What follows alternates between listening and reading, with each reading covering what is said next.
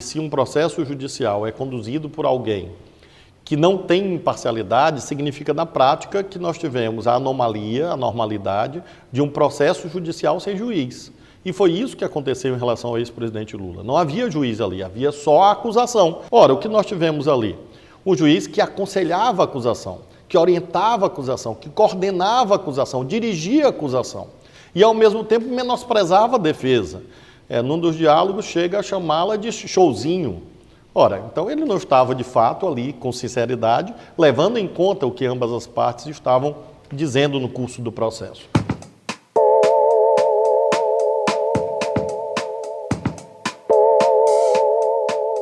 Bom, primeiro agradecer, governador, o espaço que você está recebendo o Brasil de Fato aqui na casa do senhor, no Palácio dos Leões. E, bom, a gente gostaria de tratar alguns temas da conjuntura nacional, também com esse olhar do Maranhão em relação a eles.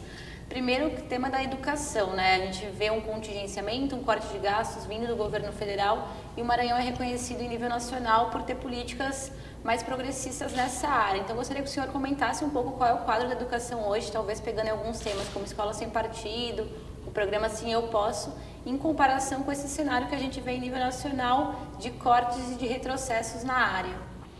Bom, é um grande prazer receber vocês, conversar com todos aqueles que nos acompanham. De fato, é um contraste muito nítido entre o caminho que nós acreditamos e aquele que, infelizmente, tem sido praticado nesses anos mais recentes no Brasil. Nós consideramos que o principal problema da nossa nação é a profunda desigualdade social e temos a convicção, a clareza de que só é possível superá-la mediante investimentos sérios, consistentes e continuados na temática da educação, da ciência e tecnologia. De fato, é a política que consegue cuidar do hoje e prospectar um amanhã mais justo para o Brasil. Baseado nisto, nós temos travado várias batalhas simultaneamente. É claro que nós partimos de indicadores educacionais no nosso estado historicamente baixos. Nós temos procurado elevar os indicadores educacionais, tivemos um êxito significativo no que se refere ao IDEB da rede estadual, o índice que mensura a qualidade das escolas públicas estaduais. Nós conseguimos ter um crescimento quase de 30% no IDEB, num período relativamente curto, nesse primeiro mandato. Nós acreditamos que vamos continuar essa trajetória de crescimento. Temos trabalhado para isso mediante políticas de correção de deficiências infraestruturais nas escolas, reformas, reconstruções, construções de prédios. A essas alturas já passamos de 850 inaugurações na área educacional, de escolas que foram construídas, escolas novas, escolas que foram reconstruídas, escolas que foram transformadas mediante investimentos públicos alavancados por um fundo, que é o Fundo Escola Digna.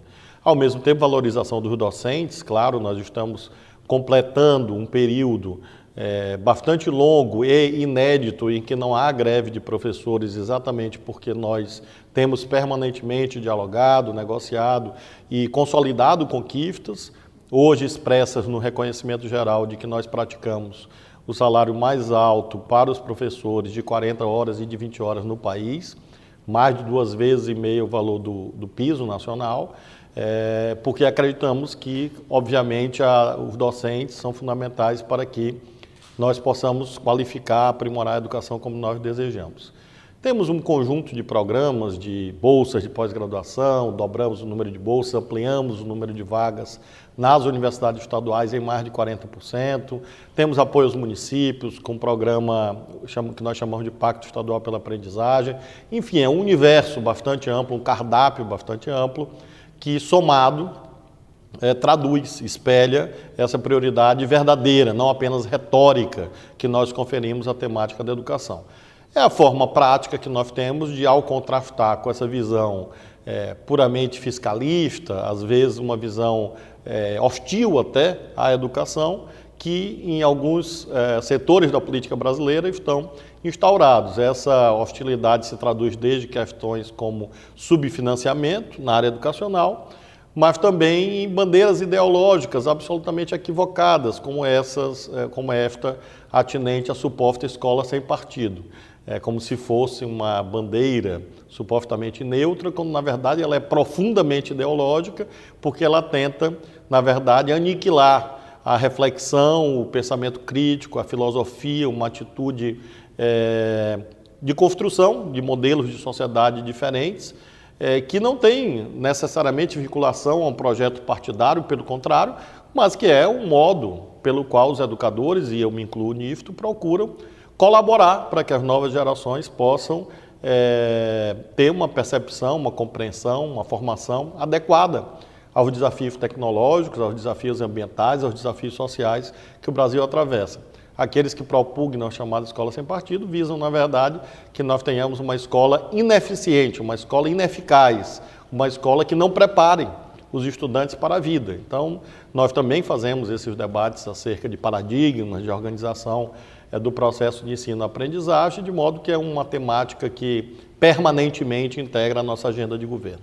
E a escola sem partido aqui no estado, como que está funcionando hoje? Qual foi a política? Conta um pouquinho para a gente. Nós procuramos adotar, além da atitude de participação no debate nacional, opinando sobre isso, até pela minha experiência como professor da Universidade Federal do Maranhão já desde 1994, portanto há 25 anos, e procurando me valer, no caso dessa experiência, para poder mostrar como é impossível eu analisar a Constituição ou qualquer instituto jurídico e dizer que vou fazê-lo sem opinar, como se eu fosse um robô. Não, eu sou um ser humano e tenho, obviamente, uma trajetória, uma visão de mundo, como qualquer pessoa que está nos assistindo nesse momento. É claro que o professor não pode impor o seu ponto de vista, não pode censurar os estudantes, não pode coagir os estudantes, óbvio.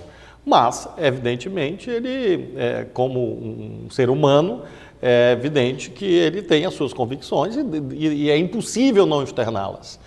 Se eu vou falar, por exemplo, da federação no Brasil, do federalismo no Brasil, ou dos direitos sociais, ou dos direitos individuais, é claro que eu não posso fazer sem levar em conta um conjunto de patrimônio de reflexão que compõe a minha própria formação. Então, eu participo do debate nessa perspectiva e, ao mesmo tempo, como governador do Estado, editei um decreto de garantia de segurança jurídica aos professores. Na verdade, é um decreto enunciativo, é um decreto que explicita aquilo que está na Constituição, que é exatamente a liberdade do ato de ensinar, de aprender, a liberdade de cátedra chamada, que é a garantia que os professores da rede estadual do Maranhão têm, de que eles, de forma alguma, serão, em momento algum, enquanto eu estiver no governo, punidos em razão de praticarem o ato finalístico próprio da função de professor, que é, na sala de aula, ministrar os conteúdos. Então, é um decreto que visava garantir, como de fato garantiu e garante, porque é um decreto vigente, de que não haverá censura nas escolas do Maranhão. Certo. E outro tema caro hoje em dia da conjuntura é a questão da Previdência e da reforma da Previdência. O senhor vem se posicionando em relação ao tema, tanto nas redes sociais quanto em entrevistas, publicamente. Então, gostaria que o senhor trouxesse um pouco do posicionamento do senhor em relação ao tema da reforma da Previdência. Quais são os pontos centrais na sua visão? Bom, em primeiro lugar, eu acho que deveria ter sido colocado em primeiro lugar uma reforma tributária que fosse mais justa e que tratasse da questão do financiamento do Estado e da crise fiscal de modo mais global, porque a reforma da Previdência se volta, na verdade, mais sobre as rendas do trabalho e não as rendas do capital. A reforma tributária permitiria, aí sim, uma visão de conjunto e uma solução mais sistêmica, mais organizada da crise fiscal do Estado brasileiro em todos os níveis. Temáticas como a progressividade do sistema tributário, ou seja, quem pode mais, paga mais, o imposto sobre lucros e dividendos, ou seja, rendas do capital, que são absurdamente isentas no Brasil, deveriam ser tratadas na frente de discutir a imposição de sacrifícios àqueles que menos têm. A reforma da Previdência, infelizmente, desde o seu nascedouro, tem essa marca da injustiça e de aprofundamento de desigualdades. Nós procuramos, desde o primeiro momento, mostrar isto, logo que foi apresentado, no dia que foi apresentada, eu já me posicionei no sentido de que havia um conjunto de disposições antissociais, concentradoras de renda e voltadas à privação de renda daqueles que já têm tão pouco. Me refiro, por exemplo, aos trabalhadores rurais, ao benefício de prestação continuada, a tese da chamada capitalização, que iria empurrar o conjunto dos trabalhadores brasileiros para os bancos, para o capital financeiro, Apresentamos essa oposição, depois uma oposição a esses conteúdos, num documento mais amplo, que foi a Carta dos Governadores do Nordeste, que foi aprovada aqui nessa mesa, exatamente nesta sala, que foi um documento em que os 9 governadores do Nordeste, de modo uníssono, se posicionaram contra esses retrocessos e, graças a Deus, obtivemos êxito. É importante sublinhar isto, que as nossas teses expostas nessa carta, aprovada aqui em São Luís, aqui no Maranhão, foram vencedoras. Não obstante reconhecermos isto, ou seja, de que no processo parlamentar na Câmara houve melhorias em relação àquilo que o governo federal havia proposto, porque, de fato, a proposta inicial do governo federal era absurdamente injusta nesse sentido social. Nós consideramos que no Senado é necessário refazer o debate, porque alguns temas, particularmente, me causam especial incômodo. Divido com todos aqueles que nos acompanham, especialmente a temática da forma como a aposentadoria é calculada, porque houve aí um duplo sacrifício aos trabalhadores, porque não é a questão apenas da idade mínima. A idade mínima é um debate pela questão demográfica no mundo inteiro. Mas não foi apenas a questão da idade mínima. Houve uma dupla perda na forma como as aposentadorias serão calculadas. Em primeiro lugar, porque, em vez de calcular sobre a média de 80% das maiores contribuições, passou a ser sobre a média de todas as contribuições. Ou seja, antes o trabalhador tinha descartado, quando do cálculo da sua aposentadoria, as menores contribuições, por uma questão de justiça. Porque ao longo da vida se presumia que 80% seria algo mais justo do que a média de todas. Além disso, foi aprovado um redutor de 60% sobre essa média que já é baixa. Então a média já é baixa e aí o percentual é de 60% para quem tiver a contribuição mínima e só chega a 100% da média quem trabalhar por 40 anos. Então, de fato, isso vai empurrar o valor das aposentadorias para baixo. E vinculado a essa questão, temos as regras absurdas sobre as pensões por morte. Realmente acho que um escândalo o que foi aprovado, porque na verdade o redutor aí é de 50%, ou seja, se um trabalhador da ativa que está nos assistindo nesse momento, infelizmente falecer por uma circunstância da vida, própria da vida, ele terá, imaginemos, a sua viúva com uma pensão equivalente a 50% do que ele teria se ele tivesse aposentado. Então, é 50% sobre 60% da média, que já é baixa. Então, é um valor muito baixo ainda, podendo, inclusive, ser inferior ao salário mínimo, que, na minha avaliação, é inconstitucional, porque nenhuma renda do trabalho, nos termos do artigo 7º da Constituição, pode ser menor do que um salário mínimo.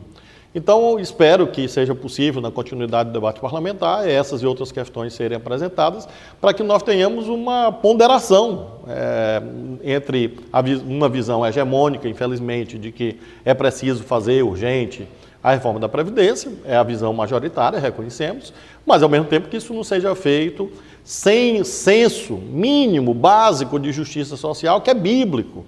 Essa temática das pensões por morte está no livro de Isaías, o profeta Isaías. Portanto, alguns milênios há uma regra civilizacional segundo a qual os viúvos merecem uma proteção da sociedade. A forma contemporânea pela qual essa proteção se manifesta não é propriamente a benemerência, a caridade, mas sim a previdência, a seguridade social. Pelo menos foi isso que nós conquistamos nos últimos 100 anos.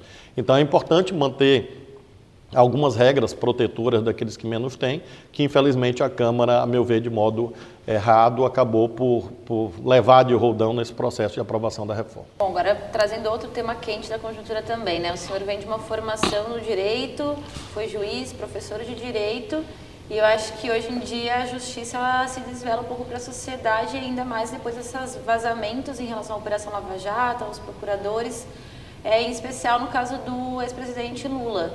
Então, como é que o senhor vê esse cenário, como é que o senhor avalia esses vazamentos, esse comportamento por parte de setores, né, do Ministério Público, do Poder Judiciário, e também existe um pouco essa incredulidade da sociedade de, não vai acontecer nada, assim, né? Quais seriam as consequências necessárias ou que deveriam acontecer em relação a esse caso que os vazamentos da Lava Jato eles vêm mostrando para a gente?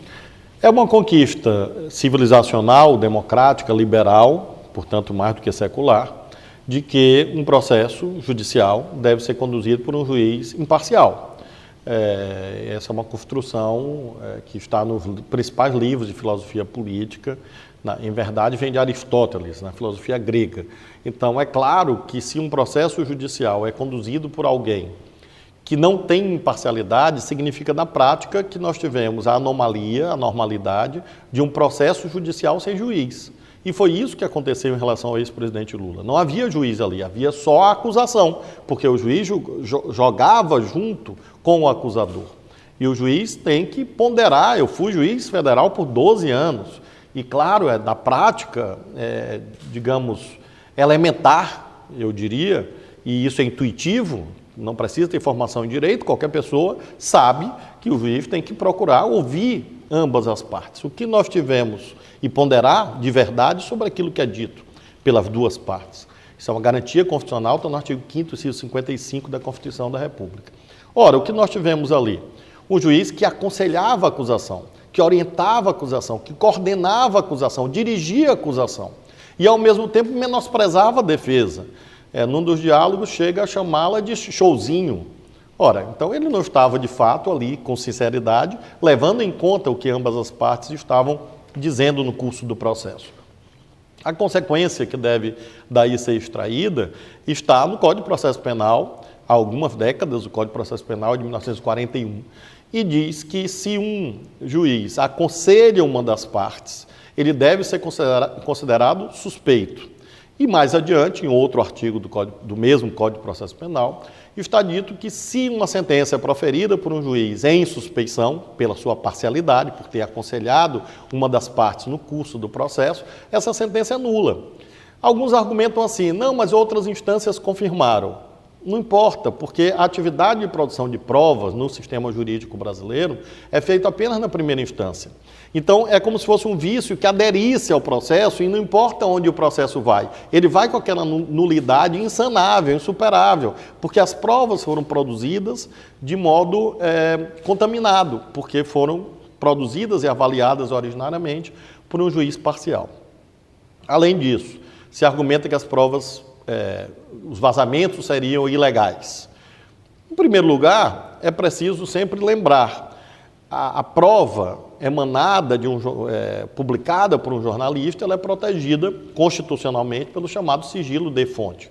Então não basta eu dizer que uma prova é ilícita. Quem se sente prejudicado por uma publicação, de uma reportagem, deve provar de verdade que aquela prova é ilícita. Ou seja, não basta alegar que há um hacker. Este hacker não pode ser ficcional, não pode ser um fantasma. Muito bem. Por que é necessário esta prova?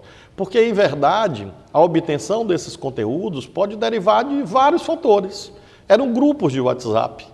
Quantas pessoas que estão nos assistindo agora podem testemunhar que conversas suas com uma pessoa do grupo transmitiu para outra, ou que fez um print, que transmitiu, enfim. Isso acontece na vida cotidiana. Havia várias pessoas ali que tinham acesso. Outro detalhe, eram telefones e computadores funcionais, públicos. Nós temos jurisprudência no Brasil que até computadores de empregados em empresas são considerados como integrantes do patrimônio da empresa e, portanto, os e-mails, por exemplo, dos empregados transmitidos por um computador da empresa podem ser acessados pela empresa para produção de provas, inclusive. Há um precedente no TRF da 4ª Região que diz isso, o TRF da 4ª Região sediado em Porto Alegre. Então, por ser um telefone funcional público, um telefone funcional, portanto, público, um computador funcional, portanto, público, isso pode ter passado pela mão de dezenas de pessoas. Então, são especulações. Então, não basta dizer que a prova é ilícita, isso teria que ser, de fato, comprovado. E, finalmente, mesmo que os vazamentos fossem considerados provas ilícitas, vamos imaginar que isso fosse verdade. Ainda assim, juridicamente falando, legalmente falando, elas não podem ser jogadas no lixo, uma vez que há um entendimento, em vários países do mundo, e no caso brasileiro muito claramente, que as provas, mesmo que ilícitas, podem ser usadas quando se trata de defender e proteger a liberdade de alguém, que é o caso concreto. Ou seja, nessa última hipótese, demonstrada que houve um hacker, demonstrada a ilicitude da prova por hipótese, ainda assim, O conteúdo dos diálogos podem e devem ser levados em conta quando da apreciação de direitos de liberdade de pessoas que estivessem ou que estejam, como é o caso, injustamente presas. Então eu não tenho nenhuma dúvida quanto à relevância desse fato. E não adianta, a meu ver, juridicamente falando, tentar impor pontos de vista. Há uma comunidade jurídica nacional e internacional assistindo, escandalizada, a isto que aconteceu.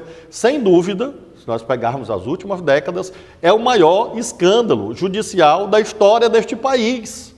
É preciso dizer isso com todas as letras, porque não é normal. Definitivamente não é normal. E eu acho um desrespeito aos juízes e membros do Ministério Público deste país dizer que aquele tipo de coisa é normal, porque não é. Porque cotidianamente aquilo não acontece, porque é ilegal. Então essa é a defesa que eu tenho feito, leva em conta, claro,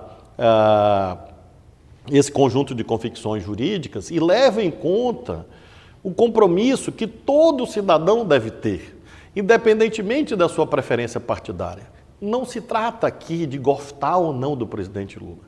Se trata de gostar ou não da Constituição, de respeitar ou não a Constituição. Eu me inscrevo nas fileiras daqueles que acreditam que a Constituição e as leis devem ser cumpridas por todos. Então, eu acho que, de fato, a situação reclama uma atitude firme dos órgãos de controle quanto a esses abusos e, ao mesmo tempo, uma atitude cidadã mais ampla, independentemente de convicções ideológicas, mas de proteção das garantias que não são do ex-presidente Lula ou de qualquer outra pessoa, são da sociedade. Foi isso que foi ferido nesses processos, infelizmente viciados. E dizer tudo isso não é defender a corrupção, porque também é outra artimanha, um ardil, a meu ver, que deve ser repudiado, no sentido de que todos aqueles que criticam essas ilegalidades estariam a favor da corrupção. Não. É preciso respeitar as pessoas, a história de vida delas, a trajetória delas, e é possível, sim, dizer tudo isso que eu estou dizendo com convicção e, ao mesmo tempo, continuar a ser, como eu sou, um militante de defesa da probidade e da moralidade administrativa. A gente vive um cenário da política hoje, tanto institucional, ou seja, no âmbito dos movimentos, que ao mesmo tempo que existe um certo impacto que medidas ou que um governo de extrema-direita como é o governo Bolsonaro, eles vêm impactando, acho que tanto de pensar rumos para o futuro, ou mesmo emocionalmente, certos militantes sociais aí. Então, qual que é a visão do senhor para o futuro do país? Quais são as demandas que a sociedade organizada necessita? E nesse sentido também, como o senhor se vê dentro da perspectiva da unidade da esquerda ou da unidade de forças progressistas ou mesmo de candidaturas no futuro? Será que o senhor poderia se projetar em um nome em nível nacional também? Eu já vi entrevistas em que o senhor coloca essa predisposição, se houver convergência do nome do senhor vir a ser um futuro candidato a presidente. Como é que o senhor visualiza tanto as forças progressistas como mesmo o futuro do senhor na política? Esperança e desespero são conceitos chaves de compreensão da realidade neste momento. É preciso, portanto, alimentar a plantinha da esperança todos os dias, para evitar exatamente a sua antítese, que é a perda de perspectiva de que mudar a conjuntura é possível. Eu sou militante da esperança e militante da mudança.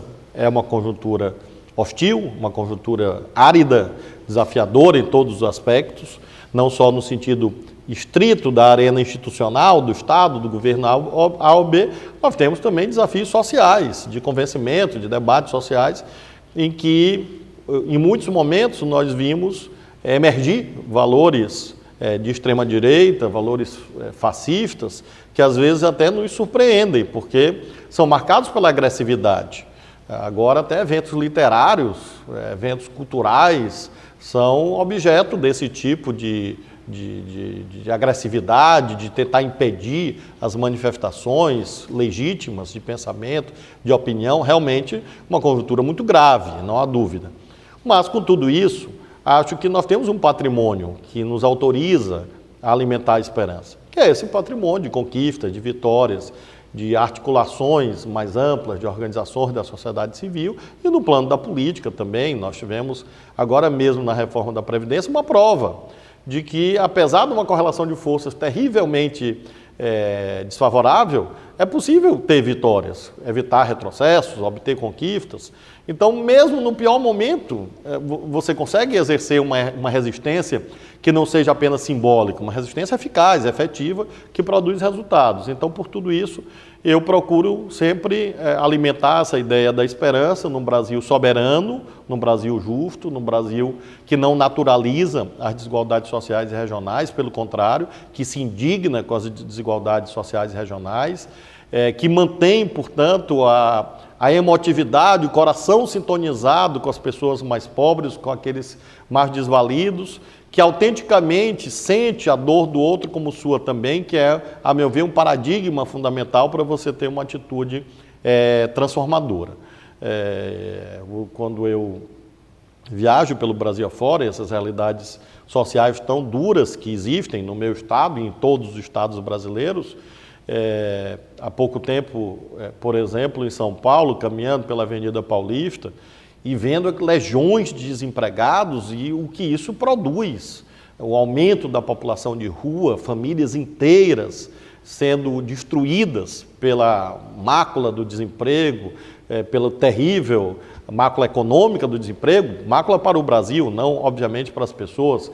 Então, vendo esses efeitos perversos dessa insensibilidade no poder, da falta de respeito ao outro, de empatia, falta de bons sentimentos em instâncias do poder, traduzindo-se na destruição de vidas humanas, às vezes de modo irreversível. Então isso deve nos comover sempre, e acho que esse é o principal desafio, manter a esperança, manter o coração sintonizado com os explorados, oprimidos, desvalidos, porque esses são a razão de ser da nossa atuação política, a nossa defesa sincera, contundente, apaixonada de que eles possam ter acesso a direitos. Com tudo isso, mantendo esses paradigmas, acho que nós estamos vivendo um hiato histórico, ou seja, um intervalo de tempo que vai passar. É um terrível hiato, como eu disse, com efeitos, infelizmente, deletérios e perenes, mas é um período, eu vejo assim, como uma tempestade que passa. Para isso, nós temos que atualizar o nosso programa, olhar para frente.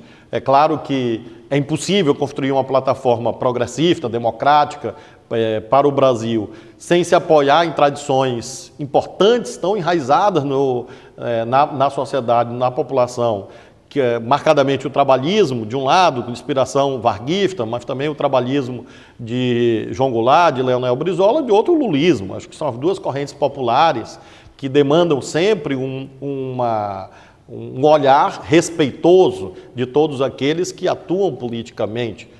É evidente que quando eu falo respeitoso não significa não criticar, mas são plataformas inafastáveis para que a gente possa atualizar o nosso programa por sobre essas experiências históricas, nos apoiando nelas, corrigindo erros, mas prospectando sobretudo um discurso que tenha a aptidão de mobilizar a sociedade falando para frente. O Brasil que a gente quer, que não é esse Brasil que esmaga, que maltrata os que menos têm. É o Brasil que se compadece com a dor deles e é o Brasil que, portanto, mobiliza recursos públicos, mobiliza o orçamento público e mobiliza a energia social para que essas pessoas possam ter a sua cidadania, seus direitos respeitados. Atualização programática, diálogo, união.